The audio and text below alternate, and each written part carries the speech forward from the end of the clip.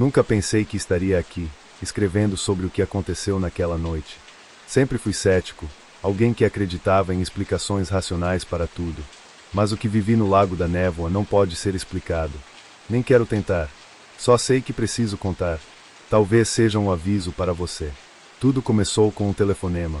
Eram quase 10 da noite, e eu já estava deitado, cansado de mais um dia comum no trabalho. Quando o telefone tocou, hesitei antes de atender. Não reconheci o número, mas algo me fez atender. Você precisa vir para o lago. É sobre a Elisa. Elisa era minha melhor amiga desde a infância. Sempre risonha, sempre cheia de vida. Só que Elisa estava desaparecida há 2 meses. Eu sabia que algo tinha acontecido com ela, mas a polícia nunca encontrou nada. Não havia pistas, não havia esperança. Quem está falando? Perguntei, sentindo um frio subir pela espinha. Se você quer saber o que aconteceu com ela, venha agora. Mas venha sozinho. A ligação caiu antes que eu pudesse responder. Minha primeira reação foi descartar aquilo como um trote cruel. Mas algo dentro de mim, uma mistura de desespero e curiosidade, me empurrou a ir. Peguei a chave do carro e dirigi até o Lago da Névoa, um lugar que nós dois costumávamos visitar quando éramos adolescentes. Era um lugar bonito durante o dia, mas à noite tinha um peso, uma escuridão que parecia viva. Quando cheguei, a neblina estava tão densa que mal conseguia enxergar o caminho. A lua cheia lutava para atravessar a camada espessa de névoa, criando formas distorcidas no ar. Desci do carro com uma lanterna e comecei a andar em direção ao pier. Foi então que ouvi um grito. Não um grito comum, de alguém pedindo ajuda. Era mais profundo, como se tivesse vindo de outro lugar, de outra realidade. Era impossível dizer de onde vinha.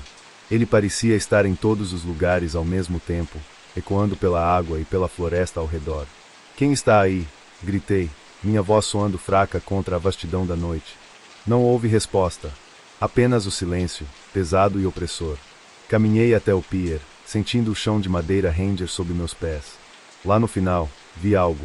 Era uma figura, parada, imóvel, olhando para a água. Ei! Gritei novamente, apontando a lanterna. A luz revelou um homem. Sua pele era pálida, quase translúcida, e ele usava roupas que pareciam molhadas, pingando algo escuro. Ele se virou lentamente, e quando seus olhos encontraram os meus, senti meu coração parar. Não eram olhos normais. Eram negros, como poços sem fundo, e em seus lábios havia um sorriso, ou algo que parecia um sorriso, mas era errado, distorcido. Ele ergueu a mão e apontou para a água. Ela está lá, ele disse, sua voz arranhada e baixa. Quem? Elisa. O que você fez com ela? Perguntei, minha voz tremendo. Ele apenas repetiu. Ela está lá. Contra toda a lógica, me aproximei da beira do pier e olhei para a água. A lanterna iluminou a superfície calma, mas logo percebi algo. Não era reflexo. Algo estava subindo, vindo do fundo. Minha mão tremia enquanto segurava a lanterna, e minha respiração parecia estrondar no silêncio. A água estava calma, mas algo se movia debaixo da superfície. Era como se a escuridão da noite tivesse descido e se transformado em uma presença tangível, viva. Ela está lá embaixo, repetiu o homem atrás de mim, sua voz rouca como madeira rangendo. Aproximei-me da borda, tentando enxergar melhor. As bolhas começaram a subir, como se algo estivesse lutando para emergir. E então eu vi. Primeiro, foram os dedos, longos, finos e pálidos, agarrando-se à beirada do pier. Depois, o rosto.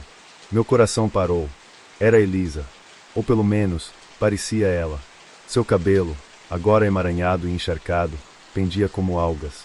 Seus olhos estavam abertos, mas não havia vida neles. Sua pele, outrora bronzeada pelo sol, estava tão branca quanto a lua. É Elisa, sussurrei, incapaz de processar o que via. Ela me encarou, imóvel, como se estivesse presa entre 2 mundos. Então seus lábios se moveram, mas a voz que saiu não era a dela. Era um som gutural, misturado com ecos de gritos distantes. Você veio. Eu dei um passo para trás, quase escorregando. O que é isso? Elisa, o que aconteceu com você? O homem atrás de mim começou a rir. Uma risada baixa, crescente, que parecia perfurar minha mente. Você não entende, não é? Ela chamou você. Ela precisa de você para ficar livre. Livre de quê? Gritei, virando-me para encará-lo. Mas ele não estava mais lá. Apenas o vazio. Quando olhei de volta para Elisa, ela estava mais próxima, como se tivesse sido puxada para fora da água por mãos invisíveis. Sua expressão era de desespero, os lábios tremendo como se lutassem contra algo maior do que ela. Não a escute, ela disse de repente, sua voz normal por um breve instante. Vá embora. Vá embora agora. Eu não posso te deixar aqui. Mas antes que pudesse me mover, a superfície da água começou a ferver. Algo gigantesco se mexia nas profundezas, e uma sensação de terror puro me dominou. O lago não era apenas um lago. Era um portal, ou uma prisão. Algo muito mais antigo e maligno do que eu podia compreender estava lá, e Elisa, ela fazia parte disso agora. De repente, mãos geladas agarraram meus tornozelos, puxando-me para o chão. Olhei para baixo e vi outras mãos, saindo da madeira do pier, como se ele estivesse vivo. Elas eram pálidas, enrugadas, cheias de cicatrizes e cortes profundos. Você não deveria ter vindo. A voz parecia vir de todos os lugares. Gritando, chutei desesperadamente, tentando me libertar, mas era inútil. As mãos estavam por toda parte, subindo pelas minhas pernas, pelo meu corpo. O rosto de Elisa agora estava deformado, sua boca se abrindo em um grito silencioso. Eu sinto muito, ela sussurrou, enquanto as mãos começaram a me puxar em direção à água. A água estava mais perto. Eu podia sentir o frio subindo pelas mãos que me seguravam, gelando minha pele até os ossos. Cada puxão me arrastava para a beirada do pier, e meu grito de desespero ecoava na noite. Me soltem! Elisa! Ajuda! Mas Elisa não se mexia. Seus olhos estavam fixos em mim, cheios de tristeza e culpa. Você não devia ter vindo. Não devia.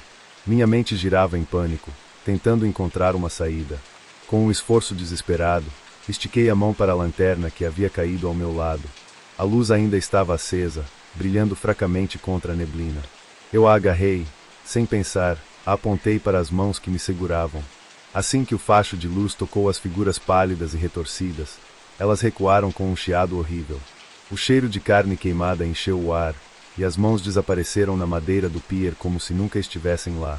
Cambaleando, me levantei, mas minha vitória durou pouco. A água explodiu com força, como se algo enorme estivesse emergindo das profundezas. O som era ensurdecedor, como um rugido acompanhado por um grito humano. Quando olhei para trás, vi a verdadeira forma do que estava no lago. Era impossível descrever completamente. Uma massa de sombras e tentáculos, pulsando com algo que parecia vivo. Seus olhos, se é que eram olhos, brilhavam em um vermelho hipnotizante, e sua presença parecia drenar o calor e a luz de tudo ao redor. No centro daquela coisa, vi o que parecia ser rostos. Muitos rostos. E entre eles, o de Elisa. Não é tarde demais, sua voz ecoou, mas não vinha dela. Era como se o próprio lago falasse comigo. Você pode ir, mas terá que pagar o preço. Que preço? Gritei, minha voz quase perdida no som do vento e da água. Uma vida por outra, disse o lago. Ou você será meu para sempre. Meus olhos se fixaram em Elisa. Ela sabia. Sabia o que aquilo significava. Vá embora, ela implorou novamente. Deixe-me aqui. É tarde demais para mim. Eu não posso deixar você. Mas antes que pudesse fazer qualquer coisa, a criatura atacou. Um tentáculo gigantesco avançou, espirrando água gelada por toda parte, e me jogou no lago. A sensação era indescritível. O frio era tão intenso que parecia que meu corpo inteiro estava sendo perfurado. As vozes ao meu redor eram altas e confusas, gritando, sussurrando, rindo. Não sabia o que era real. Lutei para subir à superfície, mas algo me segurava. Algo puxava meu corpo cada vez mais para baixo. Vi flashes de luz e rostos, rostos que pareciam reconhecer minha presença, mas que estavam presos, sufocados pela escuridão do lago. Você escolheu, a voz rugiu novamente. Então, tudo parou. Senti um puxão violento, e antes que pudesse entender, fui arremessado de volta ao pier. Minha cabeça bateu contra a madeira, e o mundo ficou escuro. Quando acordei, estava sozinho.